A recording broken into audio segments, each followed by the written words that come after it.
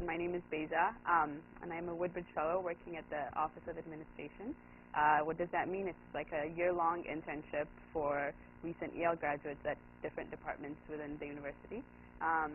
So I came to the Office of Administration to work on a few different projects. I didn't know that one of the projects that would take over most of my time here would be building and maintaining the websites and creating this whole program, actually. So today I'm going to walk you through the two projects that I was assigned, sort of the background information, and go right into exactly what I did. And I basically just want to hear what questions you have. I'm not exactly sure what you are all looking for, so we'll see how it goes. So just some background information. The reason for the two websites that I needed to create. First is, so Yale University has a few various reuse programs. So there's a spring salvage program. Over at TRNS, we have a storefront where furniture or other materials that are not needed at the university, instead of being thrown out, are picked up. They're stored there, and then they're resold. There's a huge transportation cost associated with that, so a lot of people, instead of using that program, would leave their items out on the street or would throw it directly to the dumpster. And there's just a lack of recycling within the university and reuse. And when I started my job, my supervisor came to me and said, this project needs someone to work on it. If we could have an online system to make this happen, that would be a great first stage. Let's see if there's interest. Let's see if that can happen. And I was like, I've never done anything with websites, but I can try, was basically what I said. And I found out about Drupal and how there's an amazing team here at Yale to support anyone who has this need, the need to maintain, create any sort of website. And so that was the first project. After I'd been working on that for 3 or 4 months, another department that is under that's under Yale administration is the Yale Fleet Management Group. It's only 2 or 3 people, but basically they need to get rid of used cars once a year or so, and they only recently started doing this. And the first time they did that auction, it was basically very basic. They put pictures of the vehicles online, and people would email them the bids. And there was one person that was sitting and entering that and saying, oh, okay, and the users that were entering the bids had no way of finding out what the highest bid was or anything. They were doing this for the first time, so they sort of just went with what they had. And so that person works right next to me. He was like, oh, I need an auction functionality or website. Can you search online and see what's available? I looked online, and there were a few things, but they seemed really expensive, and they all came with some sort of maintenance charge. So it wasn't like something that you could just buy and use. It was all, okay, we'll sell you this, we'll give you a quote, but we'll need to maintain it for you for 3-4 years or whatever. And I was like, let me see if this is possible. Given my experience with Surplus Exchange, I was like, I think it's doable, and that's how it started. It took me a little longer than I initially thought, but I just want to emphasize how Drupal is so, you guys all know, it's so user-friendly, and you don't need to have any sort of experience to learn how the different modules, there's just so much information online. There isn't a single source that I can say, oh, go to this if you want to learn everything you need to know about Drupal. It's an open source thing. So, but there are just so many resources out there, just like Googling videos can get you so far, basically. So the aim for the 2 websites that I was creating was, the first one was the Eli Surplus Exchange. Basically, we wanted people to, and by people we wanted the entire Yale community. We didn't want this to be limited to business operations people, or let's say an administrative assistant at an office notices that there's a desk that they are not using anymore. They could either throw it out, or they could see if someone at the university could use it. So we wanted them to be able to post that item, some information about the item. Let's say who's the contact person, do they want any money for it, or do they want to give it for free? Is there any cost associated with it? So we wanted people to post items online. We wanted the possibility of contacting the person who uploaded the item, or the whatever contact information that they uploaded. We knew that we wanted various controls. Let's say if someone wants to upload some sort of chemical, either someone at the university needs to be notified, or some sort of way of controlling things like that. And finally, we wanted it to limit it to the Yale community. Basically, cost effective, so I didn't have to think about that, thankfully. What did we want for the Yale Fleet site? We wanted people to be able to enter bids online, and we wanted the entered bids to be available. We wanted the highest bids to be the one on top, very simple things like that. And we wanted it to be open to everyone, so not just limited to the Yale community. So yeah, and the one main thing that we had to think about is something like this already exists, right? Like the Eli Surplus Exchange. I don't know if you guys know about Yale Station. It's a website that a lot of undergraduates use. It's basically, it's like a Craigslist, except it's limited, so you have to log in with your net ID, and you just post whatever it is that you want to get rid of. People can contact you. And so we're like, why don't we just use that? It already exists. Tried to contact them. 3 weeks, they wouldn't get back to us, and that's actually when we're just like, okay, we'll just do it ourselves. But so these are not these things already exist. We could have just used eBay for the fleet auction, and that's the first thing I suggested. And he was like, no, I don't want to reach.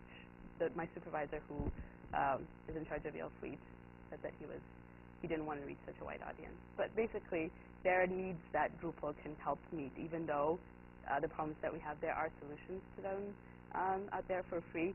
There might be various reasons why we can't turn to them. So basically, the first thing I want to say is what I've learned from building these two websites is the most important part is not done on the computer. It's the planning part. It's figuring out what exactly users will need to do on your site. What are the steps that they will need to take? So when I laid it out earlier, it seemed really simple, but so the four aims that we had for the Eli Surplus Exchange, we needed to think about exactly what the possible steps they need to take are. They could click here, they could do this, and I think that that's just the most important part. And this project was, I found out a lot about the university. I found out that there were departments that I didn't know existed. Research administration. There's a group at Yale that monitors all the labs within the university and makes sure that they are using their instruments exactly how they're using it, and they're complying with federal regulations, right? I did not know that was a thing, but when you create a website like this, you have to talk with them. You have to make sure that they somehow have access to what's happening here, or there are just a lot of things. It got bigger and bigger, and what I learned is basically the most important part in creating this is laying out the steps ahead of time and making sure that you have a very solid foundation before you start. And this was something that Nancy said 3-4 times when I went to the first meeting, and I was like, oh, duh. But once you get started, it's so easy to just be like, wait, but I want to create a page. I want to think about the color. I want to think about something else. And that's an easy pitfall that I think I managed to avoid, but I think it's really easy to do that. And then the slightly less important part, how exactly could we do that? And so I'm going to switch over to the two sites and show you what components I needed to create very briefly, and then open it up to questions for you guys. What parts do you find interesting? If you want me to talk more about the rules or what the types of views I use, I'll do that. So that's what I'm going to do. Does that sound good? Okay. So for the Surplus Exchange site, basically all we needed was content type, a view to show that content type, and then contact forms, and then rules that were basically added on as we found out, wait, if someone uploads chemicals, they need, environmental health and safety needs to be contacted. If someone uploads something that's over $5,000, someone at the university needs to know about it. So let me show you those.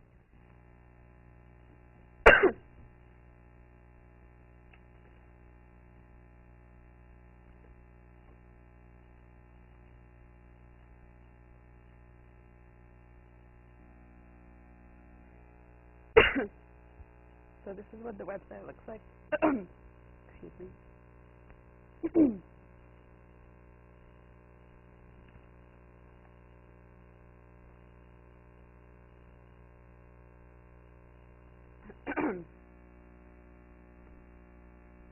So as the items are uploaded, there's a view where they're all collected.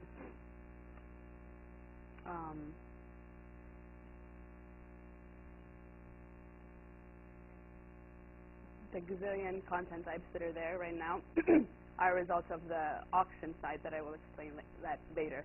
But all that was needed for this website was the surplus item content type.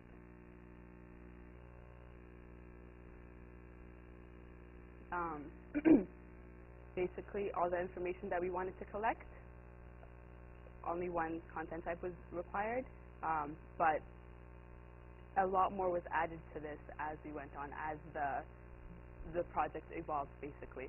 But because we thought about this ahead of time, and some things are difficult. It's difficult to change them once you've set them. For example, if you create a content type and make the field type, let's say, an integer instead of a float, and once users have put something in there, and you want to go back and change it, it's really difficult. You'll have to get rid of all your data, from my understanding, before you can change that. And so we didn't have to change any of the fields here. It's easy to add fields, but once you have fields and once people have entered data, it's really difficult to alter it without losing your user's input. So basically, yeah, one thing I would say is it's easy to add on to something that you have, depending on what changes you want to make. But when you are creating your fields and thinking about what kinds of variables you're setting them as, think carefully about that, basically. So once we created the content type, I created a view to display them.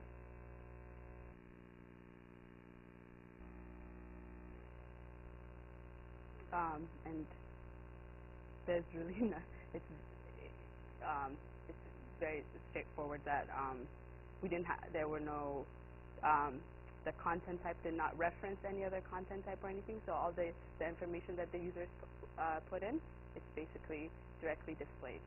Some information that we did not want to display, so let's say some information we only want the administrators to have access to, those weren't displayed.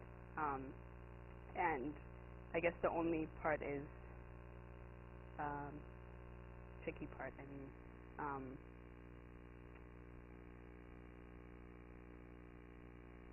when people enter their email address, so if you have an email address as your field, you can either just display that email address, or you can create you can make it into a contact form, so that when it's clicked on there, a window is automatically opened and you have that. So for example, if I want to buy this item or contact the person, we have a contact person by email here, instead of just having just the email there. And I think even for simple sites like this, something like that makes a huge difference. If we could just have the default email link, or we could just have a plain text. And okay, I don't know, but basically just having something like that, I think, makes the site more interactive and a little more powerful than just having an email that people can copy paste and go to their own email address to put in, and basically. So the last thing that was needed for this website is the rules. So what rules were needed for this site.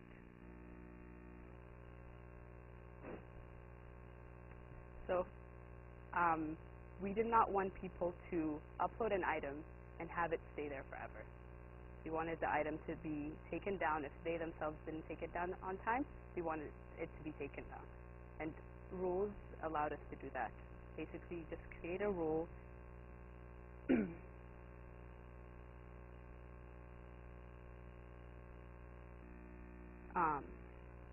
that, well, it doesn't take it down. It actually sends them an email. After 28 days, there's something called the component evaluation. You enter the number of days, and it triggers an action that number of days after the content has been created, after the content has been viewed. You have options. And basically, we send them an email saying your content has been up for a number of days, either updated or do something with it. Yeah. Can I request some feedback? Do you guys want me to go into the specific parts, or is this general information okay? Yes. Okay. You guys haven't used, yeah. So the events and conditions are very briefly, the way the rules module works is there is an event, something to trigger some sort of action. So you can't just create a rule, and you can't create a rule that is automatically running, or maybe you can, but the way rules works is you have to have some sort of event. So here it says after saving new content. What are the other options? So we go to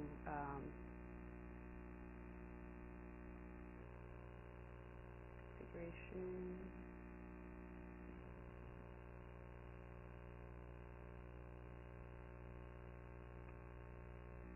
Create a new rule here.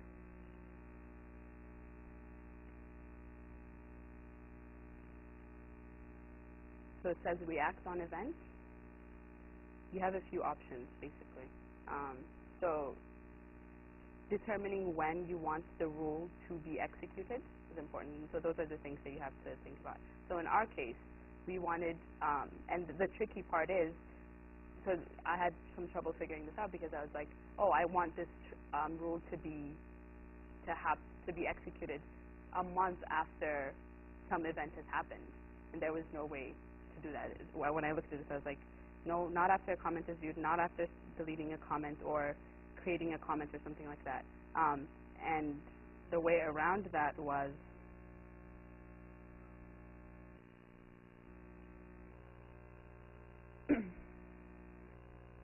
says schedule component evaluation.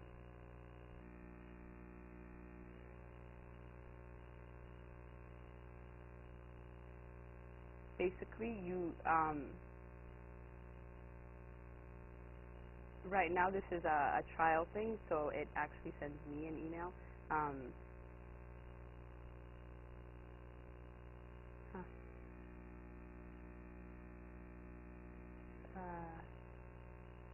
Right. Okay. Sorry. I think I have to explain something else before I can do that. Sorry. With rules, there are also components. Has anyone here used components before? Nope. Okay. So so this was the problem that I had. Rules is a great module. How does rules work? There's some sort of event that you choose an event. I'm going to start explaining this rule first. The problem that I was trying to solve with this rule is once an item has been sold, let's say online, someone posts an item and someone contacts them and they sell that item. We need that item to be taken down. So one simple thing we could do is we could unpublish it ourselves. We could say, we can create a rule that says the events that would trigger it is,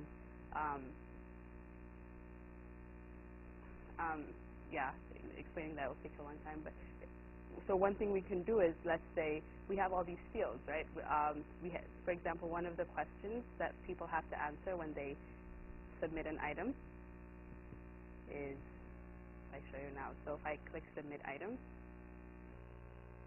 I have to enter what my item is, what kind of equipment it is, how much I have, the size, the weight, the damage information. And there's this question here, item status. It's about to be posted, has it already been sold, donated, recycled? Why was this question, or why was this field necessary?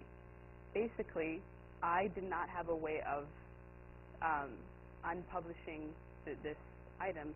As an administrator, I could go to any content and say unpublish that. But that capability is only given to people with administrative. If we want people to be able to unpublish their own, or to delete their own, to unpublish their own content, we will have to give them a role or capabilities that were too complicated. So we wanted an easy way for the item to be taken down, and we did that using rules. So what did we do? Like I said, a rule is triggered by an event, and there are limitations on what that event can be, as I showed you. But one option for that event is when a field is so-and-so. And so we created this field, and we said, if the field is anything but about to be posted, then take it down. That's basic. And so let's go to the rules and see what that looks like.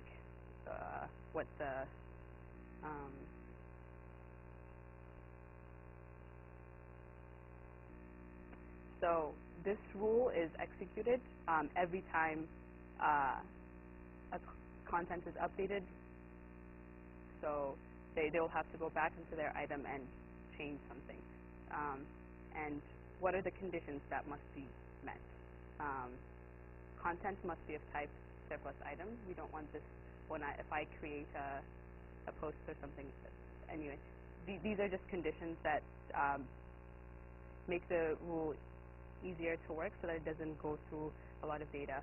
And basically, this is the part where that says, that field that I show you, as long as it's not about to be posted.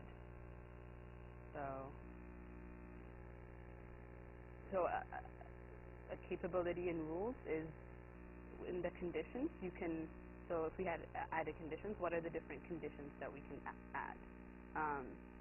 So you can say entity has fields, or in my case it was data comparison. So you can tell, Drupal has a way, you can tell Drupal, go to this field, see what the value of that field is. If it is this, do this. If it is not, do something else. So in our case, every time someone updates an item that they themselves uploaded, we're telling it here to go to the field item status, which is the last thing I showed you, and as long as it's not about to be posted, which is why it says not here, then do something. And what the actions that you want it to do, that you specify that in the actions part here. And what I wanted it to unpublish the content and send an email saying, thank you for uploading your item, thank you for using your website. Yes. Do you want me to explain rules better, or does this give a clear idea? Yeah.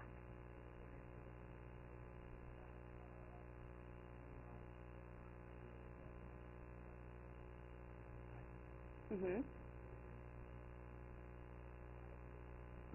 Yes, that's a good question. So I'm going to add an action and show you what options are available. What things can you do? So here are the action sets that are possible. They can seem a little random, but once you have a problem at hand, you can go to this and see which action can best fits your need.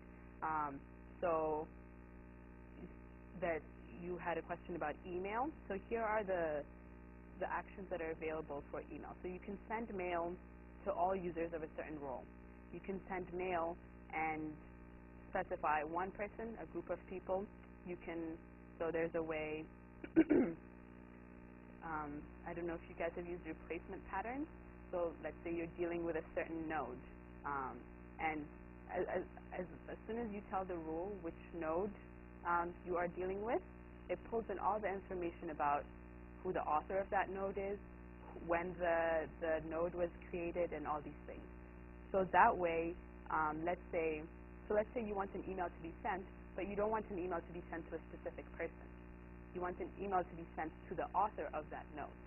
And there's a way to tell Drupal that. And that's where replacement patterns come in. So if you just put in node author or node email, so in my, basically you can access all the fields of that node here using the replacement pattern.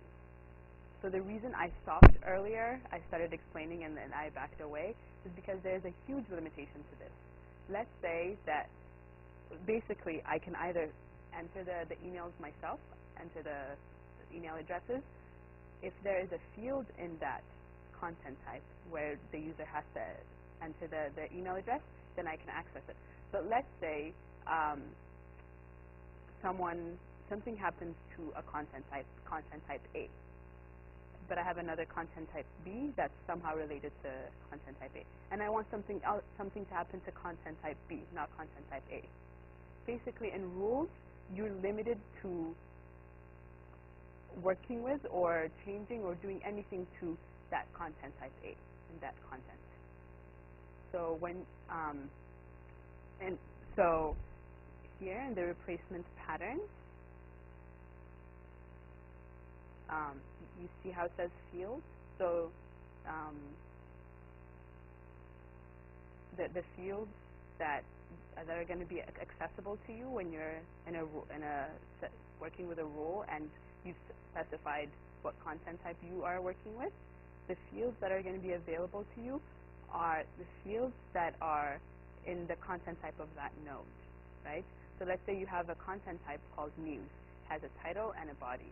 Let's say you have another content type called an event, and that content type has a time, location, and something else.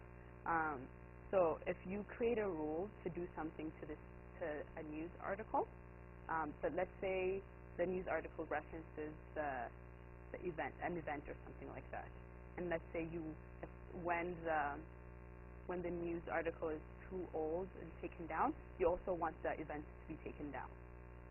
You can't do that simply with just rules, because you don't have access to all the fields of the event content type.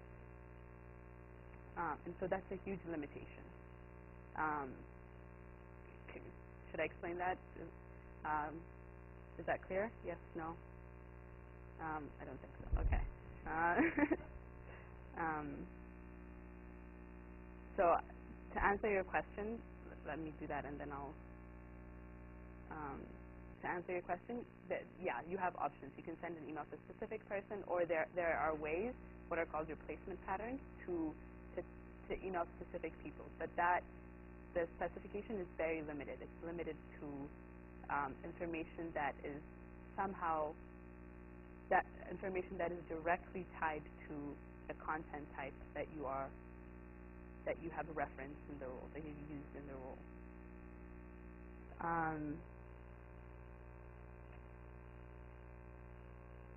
Okay, so I'm going to back up and go to the auction site and talk about what problem I faced there that couldn't be solved with a simple rule. I can do that. Let me put the vote out there. Or I can talk about views, just introduce what views functionalities I use that are interesting, and we can combine them. Which way do you guys? Do you want me to stay with rules or go to views? Rules. Stay with rules. Okay.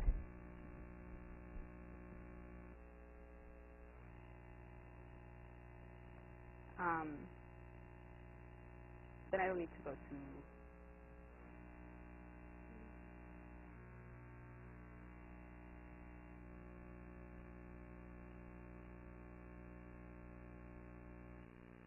the auction site. I can just using components. So the way to get around the problem that I described is to use what are called components. So components are basically rules of their own, except you create them and you say put them aside, and then when you want to reference them, you can do what is called a component evaluation. So you can tell a rule, go reference that component and do whatever that component does, and then it comes back. Why is that so powerful? It's powerful because in your components you can start thinking about or incorporating other content types that that are not referenced in your original rule. So that is how the email after 28 days. So once users have put up an item and we want them to be emailed, basically the limitation here was that rules are just basic rules are executed immediately. So you tell it an event, and that rule is executed when that event happens. And the options for those events are limited, is the problem. So as I said, so here are all your events, basically, that trigger a rule to occur. Comment is viewed, let's say a comment is deleted, or someone creates content, or when content is viewed. So you can't do anything 15 seconds after content is viewed. You can't do anything 2 days after content is created, right? The events that trigger a rule are limited. You can do something when something is deleted, but you can't do when something is deleted and, as far as I know, like, yeah, a simple example is 2 or 3 days after something is deleted. And so the way I got around this problem is by using components. And basically how that works is you have rules, but you also have components here.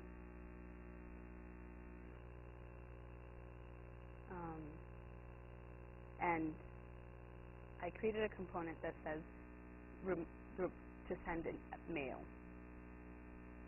It's a very simple action. It says send mail to this address, and that email says please update your surplus item.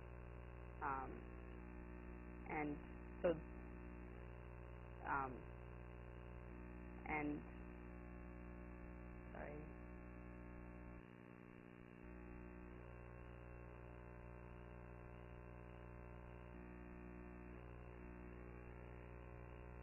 I have that action, basically sending that email to that address. In the action set, there's something called schedule a component evaluation. Basically, that's what allows you to have so components can be executed a few days after, a number of days after, or something like that, but a rule can't. And you create that component and you schedule it. So if you go to add action,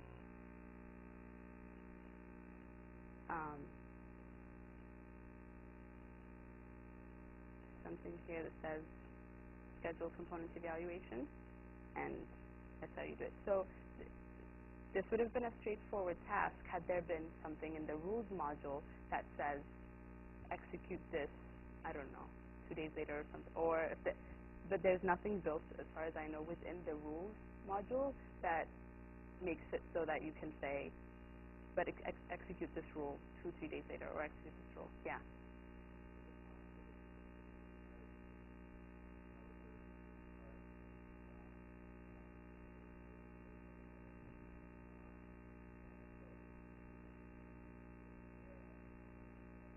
So by availability, what do you mean?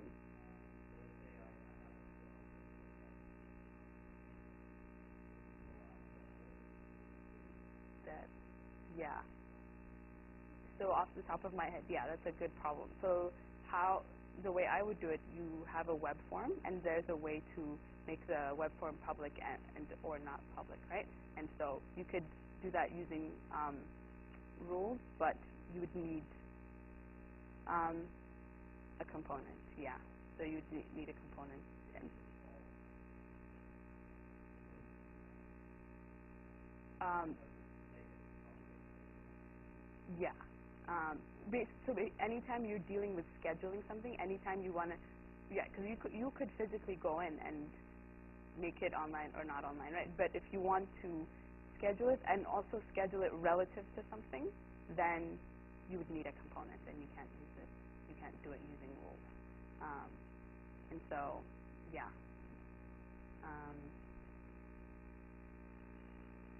Let's see what other rules are there in here that could be interesting.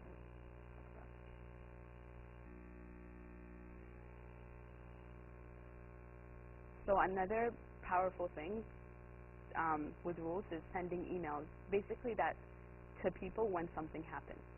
So that creates that's powerful because you have like an alert system to people that don't necessarily have any sort of administrative access to your website.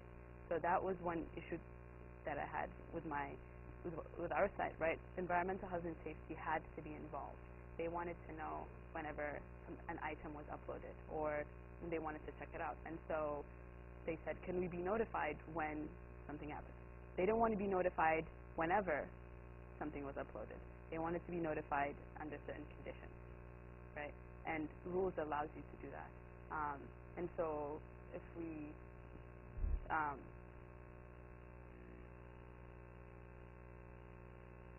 before I click on it, what would be the events that would trigger that, for example? So from what I have so far, well, let me create a new rule. Maybe we can let me create it now together, and that would be a good way to figure out how to do it. Yeah, let's say Nancy gets an email every time someone uploads a chemical. How would we do that? So add a new rule. You'd have to title something. One thing to remember or I found out, you can't, I don't think, change a rule's name. So just keep that in mind for whatever reason. If you want to call it something silly and then go back and change it, you can't. You have to redo the whole thing. So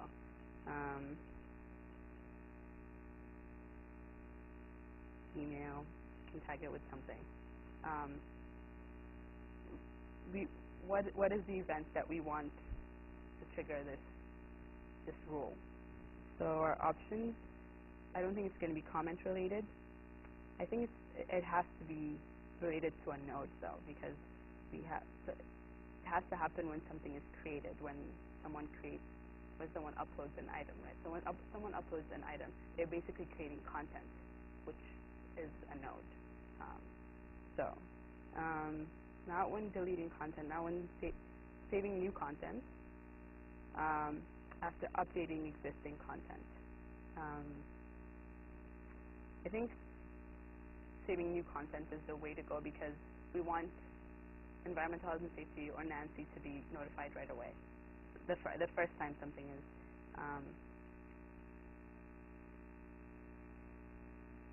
uploaded.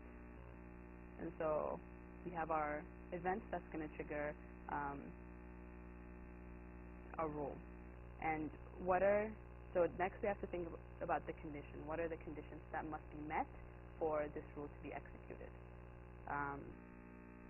So what are our options? So we can do a data comparison. So we can think about a field, and so that field has a value, and you can tell Drupal if this field has this value, if the number of, I don't know, let's say someone uploads an item and there's a field that says quantity, if the quantity is greater than 5 or something. So there are a lot of options. Or it can be something completely different. Let's say we have 4 or 5 different content types that have the same field. Let's say we have a bunch of different, not on this site, but in general, just thinking, let's say you have a bunch of content types that all have one field, so you can enter the conditions separately. So you can say content is of type, right? If the thing that you created. Or you can, instead of adding 4 or 5 different conditions, you can say entity has field, and enter that field, and that will take care of it for you, basically. So in our case, we want to do a data comparison because, well, you guys don't know this, but there's a field that says, what are you uploading? Are you uploading a chemical? Are you uploading furniture? Are you uploading something? There's that question. So we know that we want to use the information that our users give us then and use it to send an alert. And so this is the confusing part, okay? How do I know what data am I comparing? How do I find that information that I want? And so that's where the data selector comes in.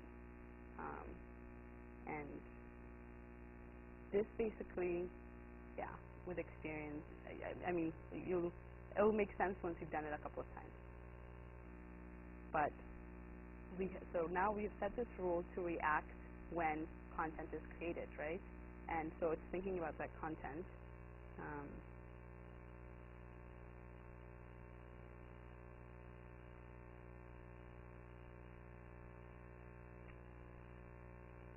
So now we have to tell it what type of content. What is that content type? Do we want? So you can't do everything. You have to specify what type of content you're working with. There are exceptions to that, but for now, let's just say. So, actually, sorry, I didn't mean to say data to compare. Let's go back to this. I should actually first do content is of type.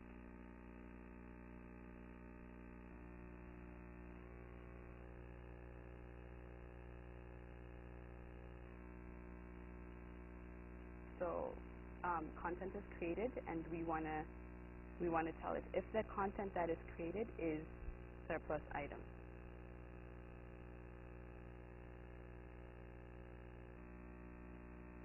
So we have a condition. On top of that, we want to add another condition. What is that condition?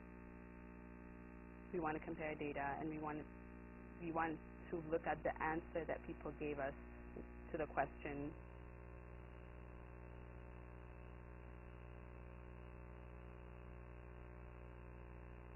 I'm going to look for it.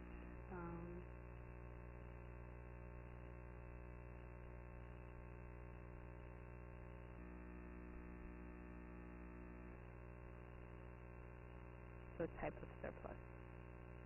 So this shows up here.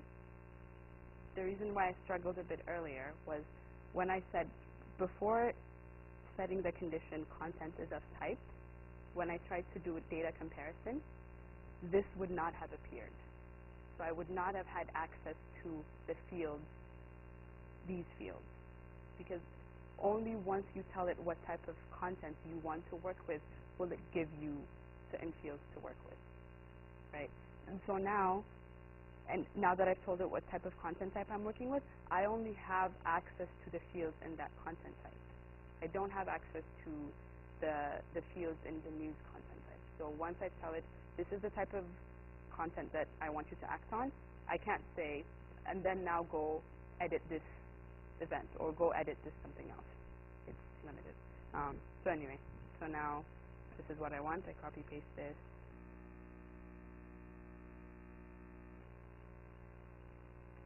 Continue. So what about this? What about this field? When do we want an email to be sent? When the type of surplus is unopened chemicals, basically. So you choose this, and this is, yeah, and this is all information that you put in when you were creating the content type. So when I created the content type, all this information is there. Save, and so that's one big part of rules, the conditions. And now you have once all of these things are met, what do you have to, what is the action that we want? We want an email to be sent, send mail. So it says the email address or addresses where the message will be sent to. So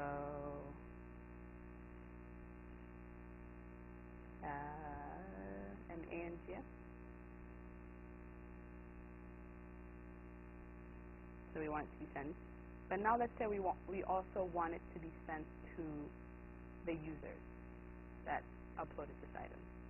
Right? So this is, but that changes every time depending on the node that we're working with. It's not the same person that's uploading these items. So now we can, that's when we use replacement patterns.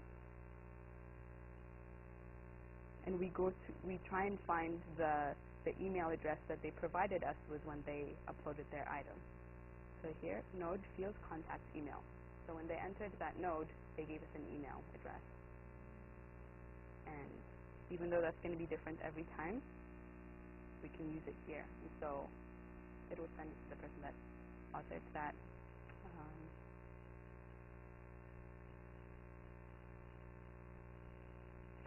And yeah, after that, you tell it what the subject is.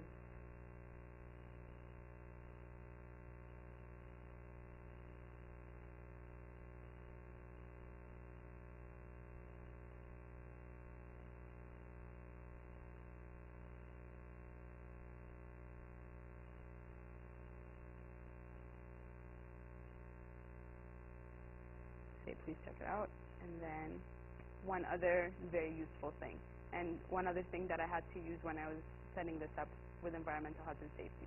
We told them, a chemical has been uploaded, please go take a look at it. Where are they going to go? How do they know what to go look at? And but rules will allow you to solve that problem because you can send them a link to the specific node, the link of the specific node that you're talking about. Because in these replacement patterns, not only do you have the responses to the fields, you have a lot of information about the node you can easily access.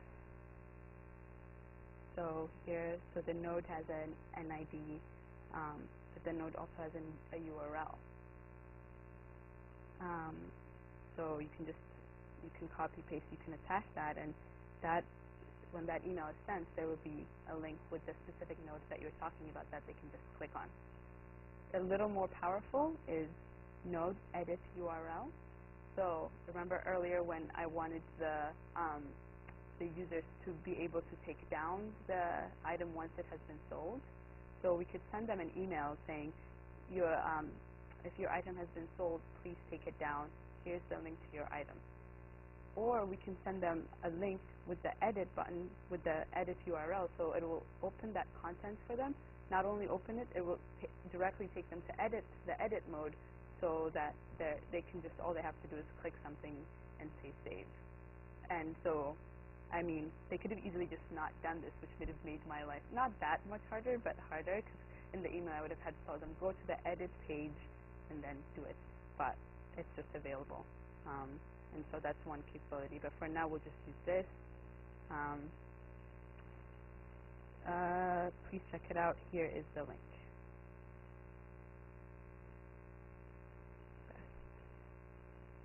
Whatever. Anyway, and then you have other options. You can change what the from address is. If you don't put anything in, it will use the general email address that's associated with your website. So say surplusyale.edu, and it'll send it with that. And so we can save that. Yeah, I could send something to myself. So because this is live, I don't want people getting emails. But I guess I could do. So I'm going to take this out, and I'll put my own maybe email address, and we can see it live if we want.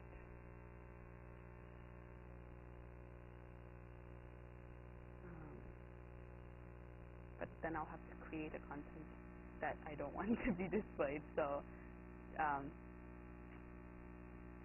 it worked. How can I make sure that it was okay? I'll create something, but I'll change the date so that it's not, upload water, unopened chemicals, so you can upload picture or not, contact name is Beja, contact email,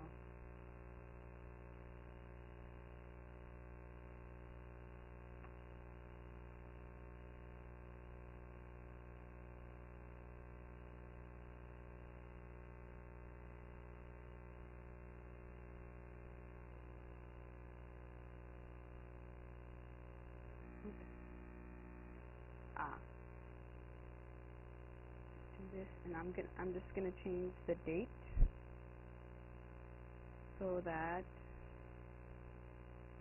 it doesn't appear on the first page, and then no one will see it, and I'll delete it before I go home.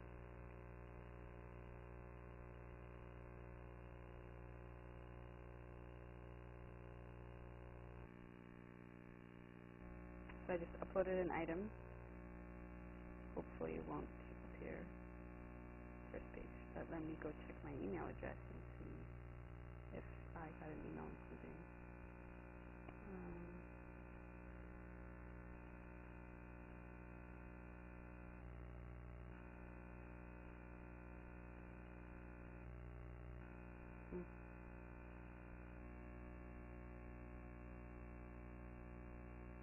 Oh, when I create. Yeah.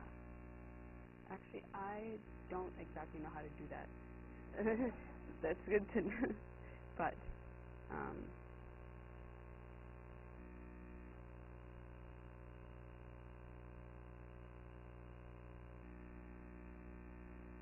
yep, GETACHEW. But anyway, okay, I don't need to. Yeah. Yeah, thank you. Okay. From what I've explained, is that you have questions about how did you do that. So let me explain how the auction works, and maybe I'll answer questions about how I did that, and that'll be a more, yes.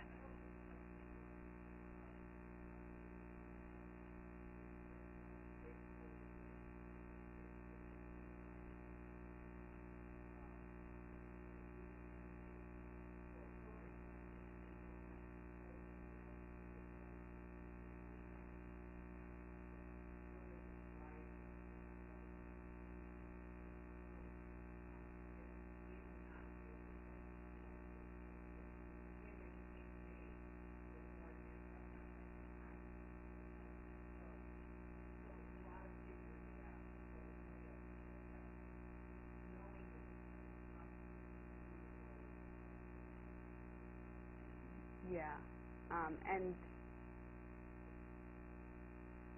yeah, there's probably an amazingly better way to do what I did for the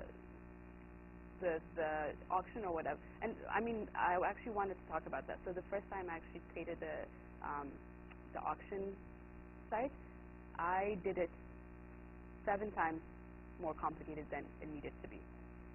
But I didn't have time to think about it, and I didn't know things. So so like with the more you know, the simpler you can make things. And so that's one, that's one incentive to just learn about how exactly people did this thing that might seem completely random, because it can be applicable to something else. Yeah.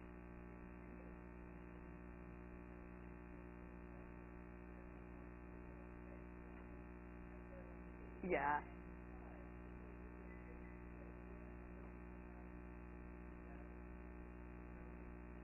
Okay, I'm glad.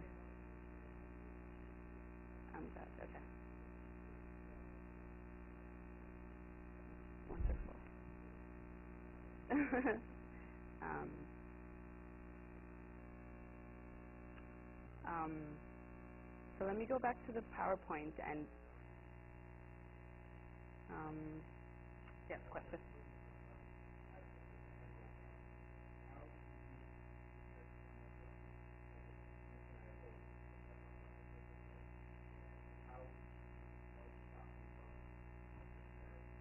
good question. Yeah. So that's all in the permissions. What?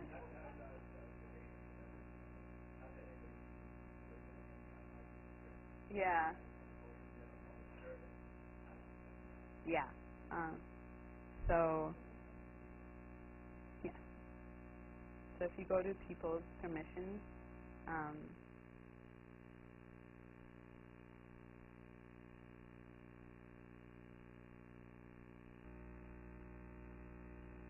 there's a lot of options, and I don't know what's available. Yeah.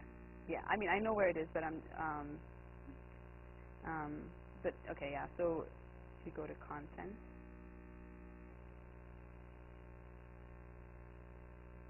or it can be field permission, or yeah, node.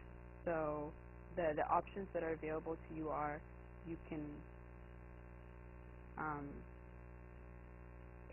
for each content type. So every time you create a content type, stuff is added here that basically allows you what can be done with that content type. Do you want everyone to be able to create that content type? Do you want everyone to be able to edit any content type, just their own? And so there's a specific field here that says edit own content here. So you click the fields that are appropriate. So in our case, so if we go to surplus,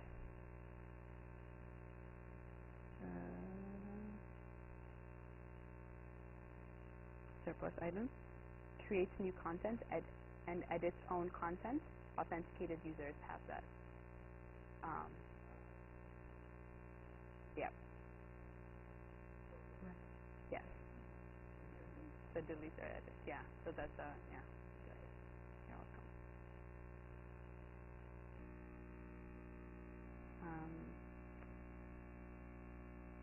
So the one other thing that I wanted to share, moving to the auction site, is for Yale Fleet, for the Yale Fleet site. Basically, I used all the tools that I used for the surplus site, plus a few other things: entity reference, contextual views, and then more components. And so I think these could come in handy. Has anyone used entity reference here besides Nancy and? Yes, exactly. Yeah.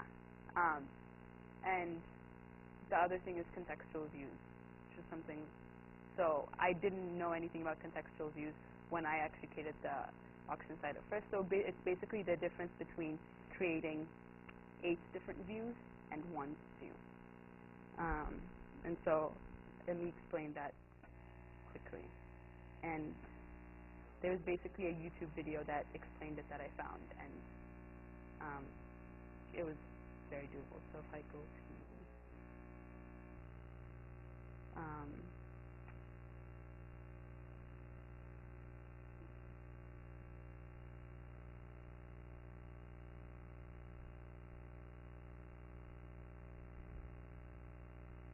so while it's doing that, let me show you what it can do.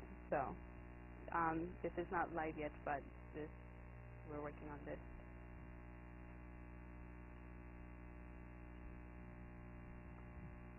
This is how the vehicle auction works. So there was a page. I uploaded all the cars that were going to be sold. So when people wanted to enter bids, they would either go to the page or directly here enter their bid. So if I say bid now, I'll have to enter information about, well, I want to show you something first. The highest amount is $345, right? Then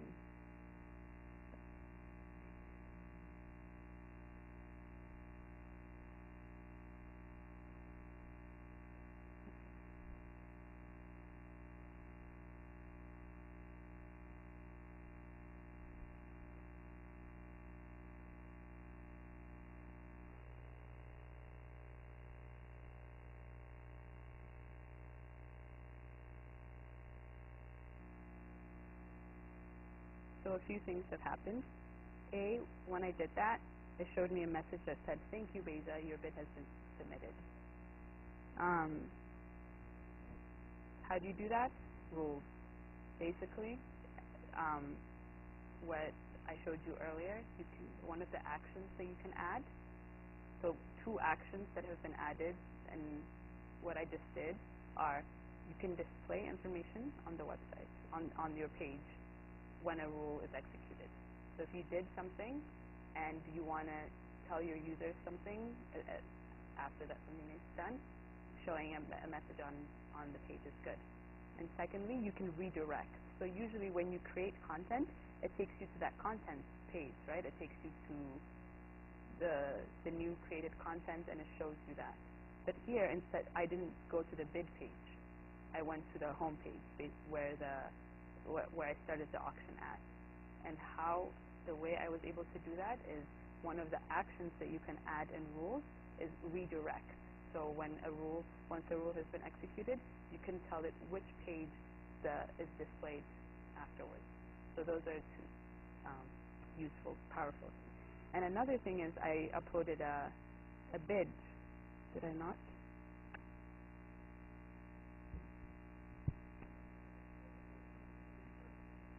Maybe. Yep. Yes. And I need to reorder this. Basically, the current highest bid changed. Even though, let me go to the site and show you that. Here's the administrative background. If we look at the content type,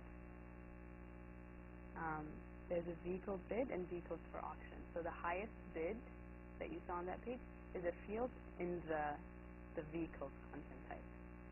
But the content that I entered was a bid, which is a different content type.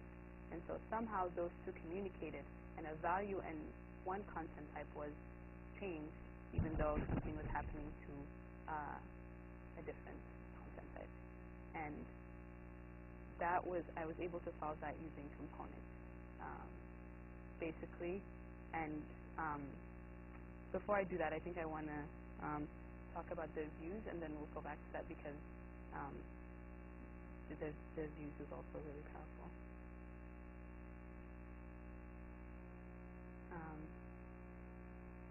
So if has everyone here used views before? It's safe.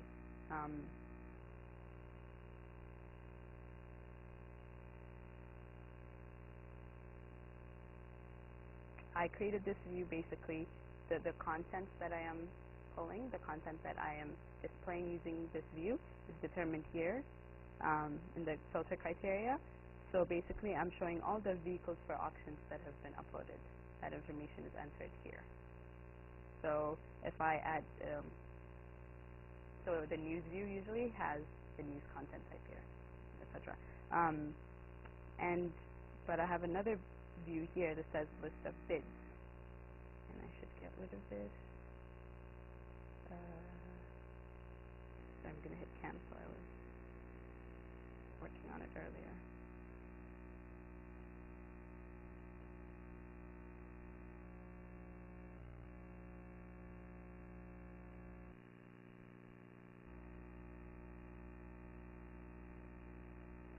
So what this view is doing, let me tell you what it's doing first. So if we go to each of these, the page for each of these vehicles, there's a block on the left that shows you all the bids that have been entered, right? And the information in that block is different on every page, on the different cars, because this information is specific to this car. So these are all the bids. When you enter a bid, you have to choose here which car you're bidding for. And so this information on the, I shouldn't be pointing on my computer. The information on the left there is different depending on what car you're using. However, I haven't created 3 different views. I haven't created 3 different blocks, and I haven't told them 3 different pages to be on, and 3 different types of content to display.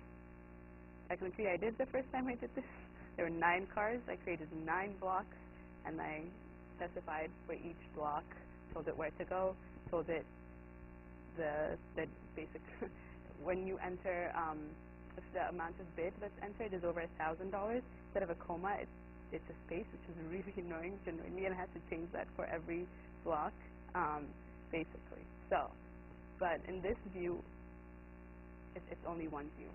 So, on each page, on each car, on each page for each vehicle. So if I go to here, that block is automatically created, the number of bids, the bids are automatically updated, and it's all one view. And how this is done is basically what's called a contextual view. So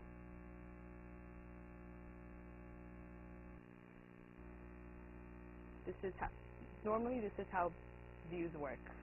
So this is the view that displays all the cars themselves that have been uploaded. You tell it what type of content you want to display, so the type of vehicles for auction, and then what information from that content do you want. So I want the picture, I want the title, I want the reserve amount. So that's what we have here. Basically, it's a specific content type, yeah, and it's pretty straightforward.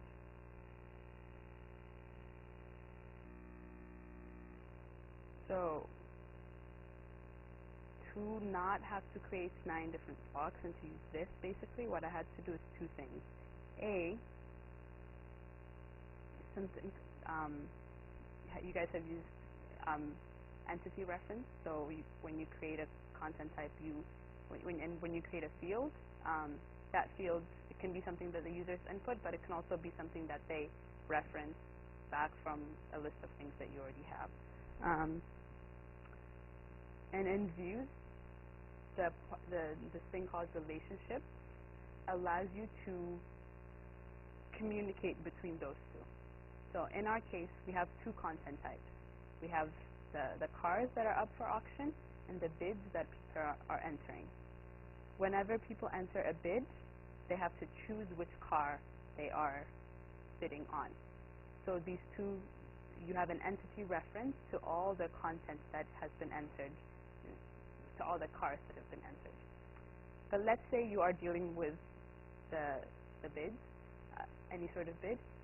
If you want to have access to information about this specific car you are talking about, then you need to use relationships. Or vice versa, if you are working, let's say, with a certain car, you're looking at a car, and you want a list of all the bids that are referencing it. And let's say you want all the names for all the bids that have been entered for that car. You want anything, you need to use relationships. And basically, you add a relationship, and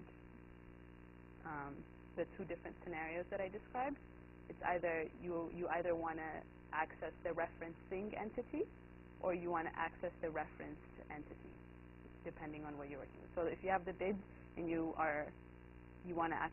working with the bids, but you want to access the cars, you want the referenced entity, because when you enter a bid, you reference a car. Does that make sense?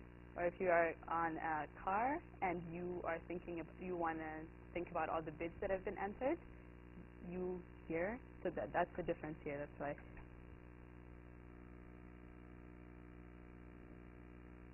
Here. So entity reference, referencing entity, ing, or entity reference, referenced entity. So you have to, what you choose depends upon what you're working with and what else you want to pull. And then, so basically what this allowed me to do is, my content types here is, so which view are we talking about? We're talking about that, this block here, right? And you would think that the content in the view here, the content type, you would think it's bids, right? So I have a block, and the information that's being displayed is a list of bids. So normally, if you're creating a block, or a view, you create the view, and what content type do you tell it to filter by? You just tell it, pull all the bids. But if you look at the view I have here, it's not bids, it's vehicles for auction.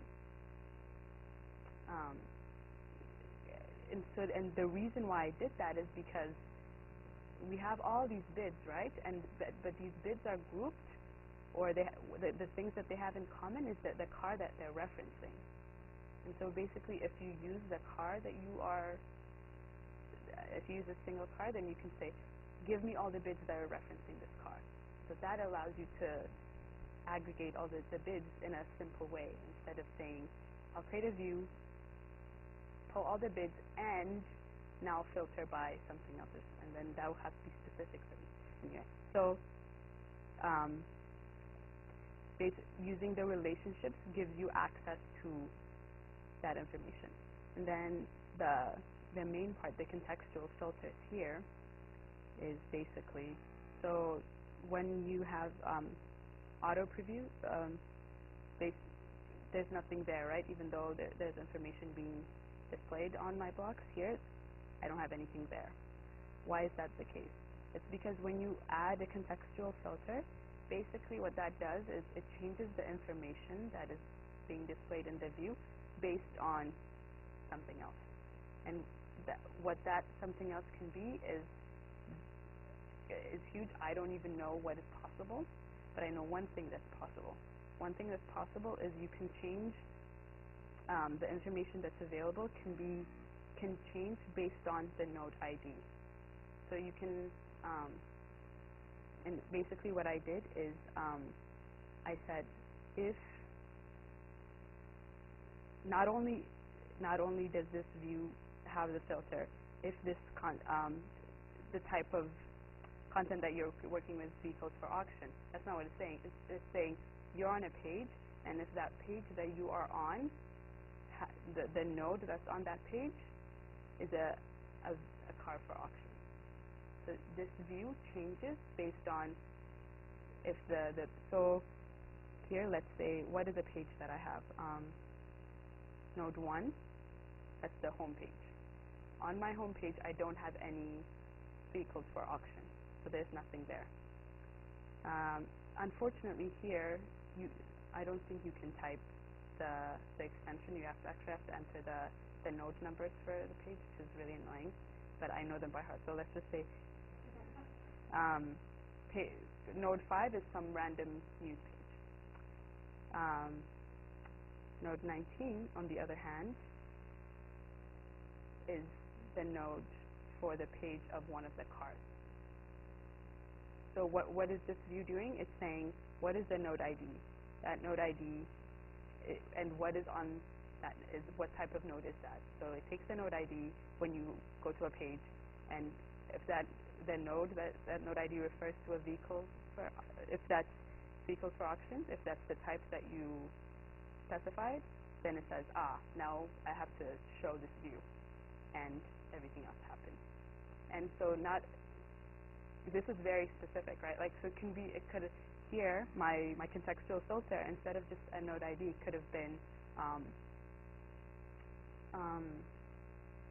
what are the options, actually? Let's look.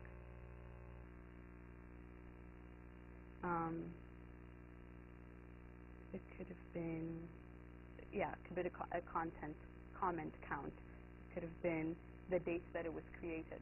So that's a good example. Let's say you go to a page and you only want a block to display if the content that's on that page was created after a certain day, before a certain day, or something like that. And so you would click that and you would give it that information and say, only display this view if this condition is met. And because that condition can be so general, so you can give it a specific date, or you can say if this date is something else relative to the date that it was created, or something like that. So you only, let's say you want to show, I don't know if this is possible, but how old the content is, or something like that, right? So you can, that's sort of how it works. So it's very powerful if you already work with views and you are ever in a situation where you feel like you have to create 25 different views that are sort of similar, that have similar characteristics, I would say turn to contextual filters, because it'll make your life much easier. Okay, I think I'll stop now and maybe turn to you guys for questions, sort of what I said. So that's how the bid works. That's how Eli surplus exchange works. Do you have any questions about how I did a X or Y?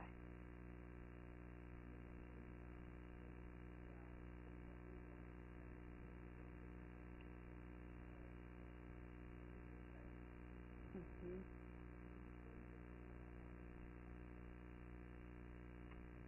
So it's such a good question.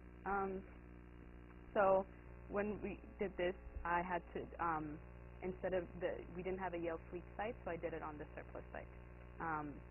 And it was actually a very simple problem.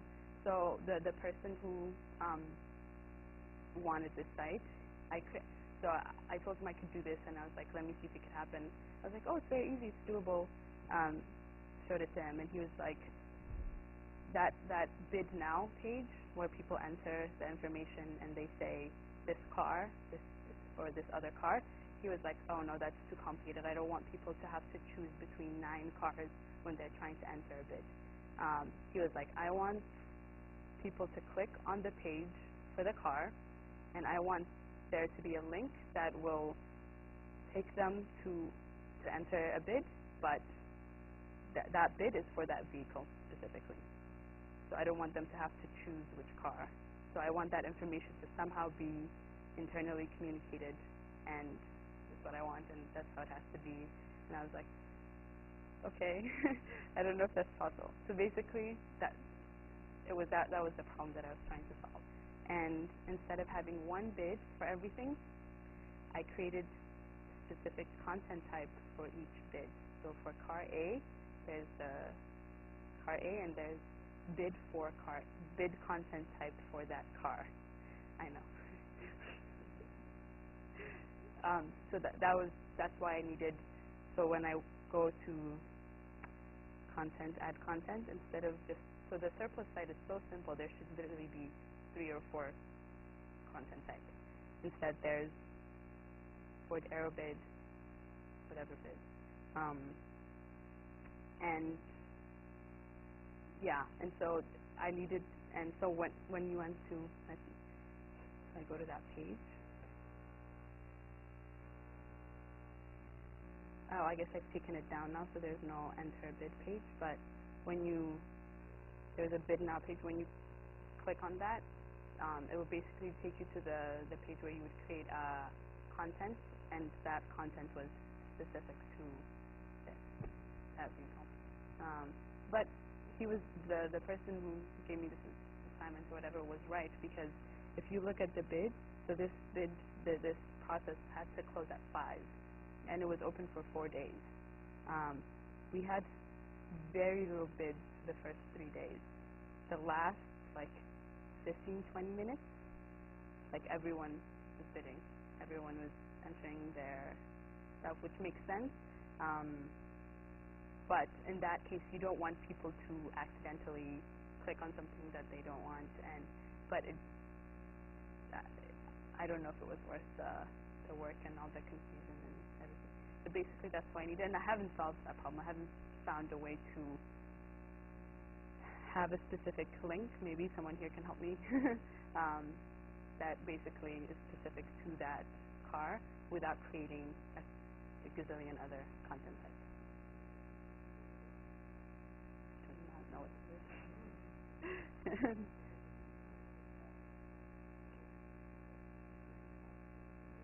Yeah, that's what I said.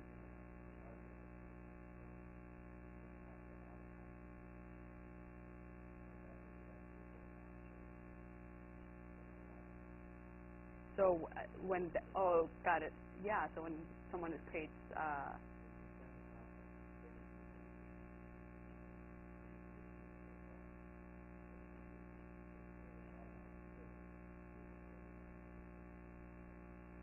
and so the rules that when you use the rules, can you create a rule based on which page they came from though? So how would that's what the contextual filter is?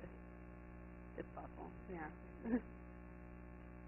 Yeah, yeah. But basically, when you have a week, and he's like, okay, let's see if you can do this in a week. And I didn't know if it was possible. I barely had used Rules once or twice before, but I was like, okay. And once you're into it and you do all the work, I was like, oh, I'm so close, oh, I'm so close. And then I ended up with like 64 different content types. Anyway, so that, yeah, that's another. Thank you.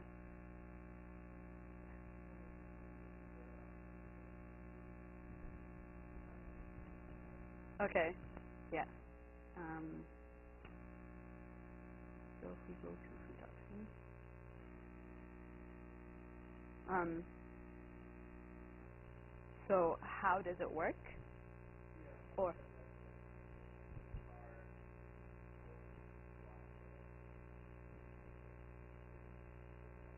yeah. So there are, I guess, three components. A, um, yeah, you want it to act differently based on each page you're on, or based on the node ID of the content that's available on that page. Where do I set that? Where do I tell it if if there's a node on the page with this node ID or with whatever? And that is here. The contextual filter is here. So you go to Advanced and Views. So you go to the view, go to Advanced, and then add contextual filter. So there are a lot of options. One of them is the content. So you look at the content that's available and you look at the node ID. So that's where you tell it.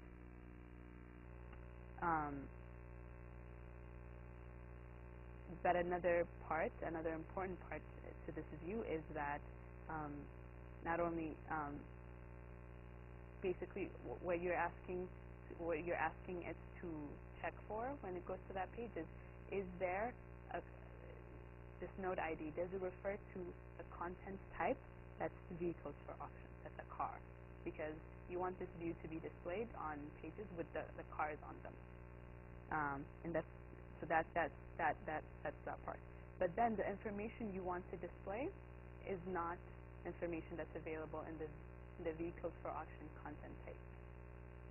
The information that you want to display is a completely different content type, but a completely different content type that's referencing the vehicles for auction. And that's where the relationships comes in. And basically, when you set a relationship, what you're telling it is you now have permission to pull information from anything that is referencing this content. Yeah. And so that's why the fields here are pulled from content referencing. Yeah. Does that make things clear? Maybe? What? Yeah.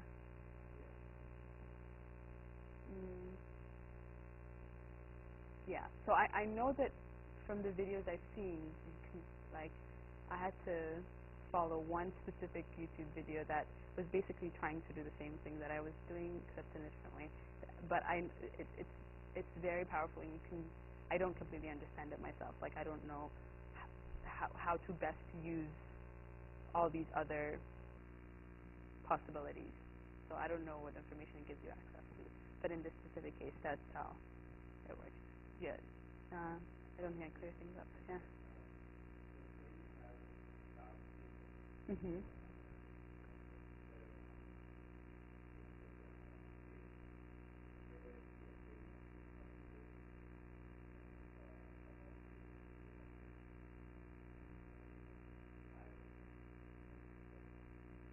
Mhm.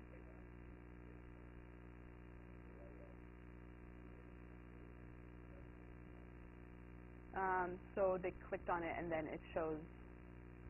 I don't know if this filter is the best way to do that.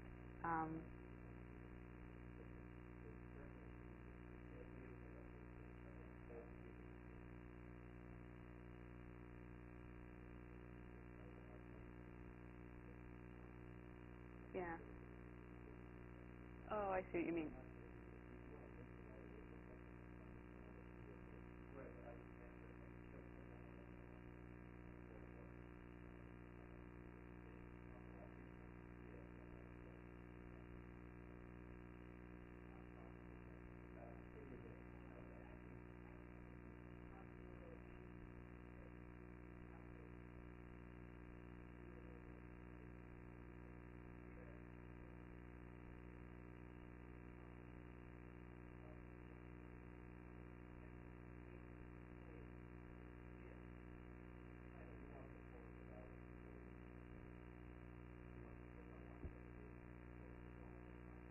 Yeah.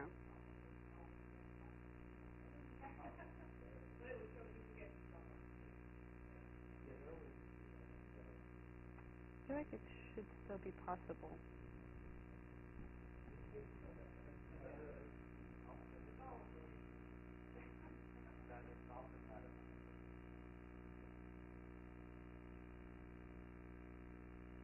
Yeah. Yes.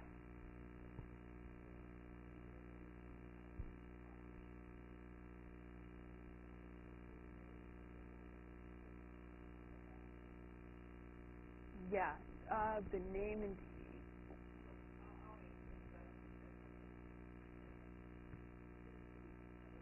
if it's just one value, then you right. But if it's okay, yeah.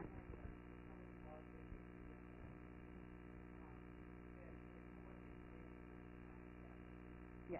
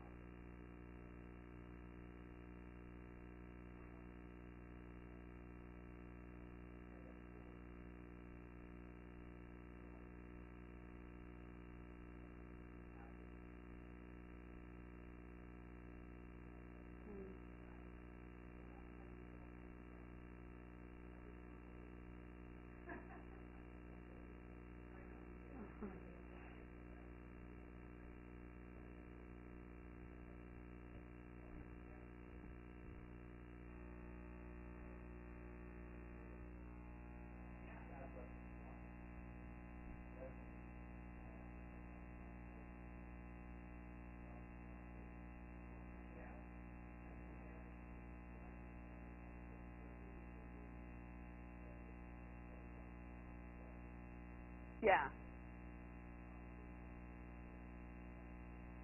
Yes. I just tell Nancy to do it. Yeah.